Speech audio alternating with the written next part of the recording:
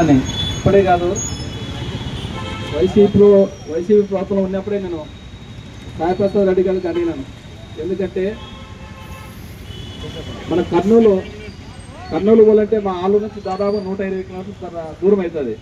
అదే ఆదోని జిల్లా అయితే మనకి చాలా అందుబాటులో. ఎందుకంటే 5 కాన్ఫరెన్సులు, ఎమునూరు అయితేనేమి, మంత్రాలయం అయితేనేమి, పత్తికొండ అయితేనేమి, ఆలూరు అయితేనేమి, ఆదోని అయితేనేమి, అన్నిటికీ బాగా 5 కాన్ఫరెన్స్కి చాలా సెంటర్ ఉంది. అలాంటిది ఏదన్నా కానీ మన డెవలప్మెంట్ కావాలన్నా, ఆఫీసర్లు రావాలన్నా, ఏదన్నా ఇప్పుడు కర్నూలు పోవాలంటే మా హొలగొంద మండలం ఉంది. హొలగొంద మండలం 150 కిలోమీటర్లు అవుతుంది. ఆటి నుంచి ఎవరన్నా కలెక్టర్ గారికి ఏమన్నా విన్నవించుకోవాలంటే 150 కిలోమీటర్లు ఎవరు పోయే కాదు. అలాంటిది ఇది ఆదోని అయితే పక్కలో ఉన్నారు కాబట్టి ఏదన్నా కానీ పనులు బాగా అయిన విధంగా మేము ఎప్పుడు ఆదోని జిల్లా కావాలని కోరుకుంటున్నాము. ఎందుకంటే మనకి ఏదన్నా డెవలప్మెంట్ కావాలన్నా ఇప్పుడు ఆదోనిలో వస్తే జిల్లా అయితే ఖచ్చితంగా మనకి డెవలప్మెంట్ అవుతాయి. చుట్టుపక్కల ఉన్న గ్రామ మన ఆలూరు కాన్స్టిట్యూన్సీ అయితేనేమి, ఎమునూరు అయితేనేమి, మంత్రాలయం అయితే పత్తికొండ చుట్టూ, ఎందుకంటే చుట్టూ అనుకూలంగా ఉంది బాగా సెంటర్ ఆదోని.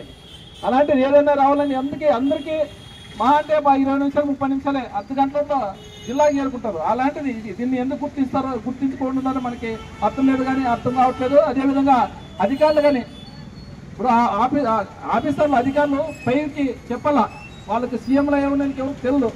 ఇట్లా ఉంది, అనుకూలం ఉంటే ఇదైతే అనుకూలం అని చెప్పలే విధంగా అధికారులకు అని చెప్తున్నాము. అదేవిధంగా మొన్ననే కొత్త జిల్లాలో ఏమైనా ప్రతిపాదన ఉంటే ఇవ్వండి అంటే కొన్ని జిల్లాలు ఇచ్చినారు. అసలు మన ఆదోని పేరే లేదు.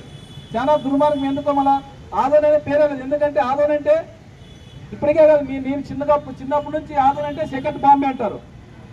ఎంత అభివృద్ధిలో ఉంది బాంబే అంటే సెకండ్ బాంబే అంటే బిజినెస్, అంత బిజినెస్ ఆదోనిలో జరుగుతుంది. కాబట్టి ఏదన్నా కానీ పక్కన మన డెవలప్మెంట్ అవుతుంది. ఆదోని కాన్స్టిట్యూన్సీ మన జిల్లా అయితే, ఆదోని జిల్లా అయితే మనకి చుట్టుపక్కల గ్రామాలు కానీ డెవలప్మెంట్ అవుతాయి. అన్న ఆఫీసర్లు ఉంటాయి, కొన్ని హాస్పిటల్ కానీ వస్తాయి. అదేవిధంగా కొన్ని ఆఫీసర్లు కానీ కొద్దిగా ఇక్కడే ఉంటారు. కాబట్టి పక్కనే గుంటకల్లో పక్కన మనకి మన గుంటకల్ కానీ జోన్ కావాలని. ఎందుకంటే ఇప్పుడు జోన్ ఎక్కడో విశాఖపట్నంలో ఉండదు జోన్. ఇక్కడ నుంచి పోవాలంటే 1000 కిలోమీటర్లు అవుతుంది మన గుంటకల్ నుంచి. ఆ 1000 కిలోమీటర్లు పోతే ఎవరు అడిగేవాళ్ళు దీనికి. 1000 కిలోమీటర్లు విశాఖపట్నం అవుతుంది. మనకు ఎప్పుడు పోలేదు జోన్ కావాలంటే. ఇంతకుముందు అయితే మనకి తెలంగాణ ఈ రాష్ట్రం విడిపోవట్లే.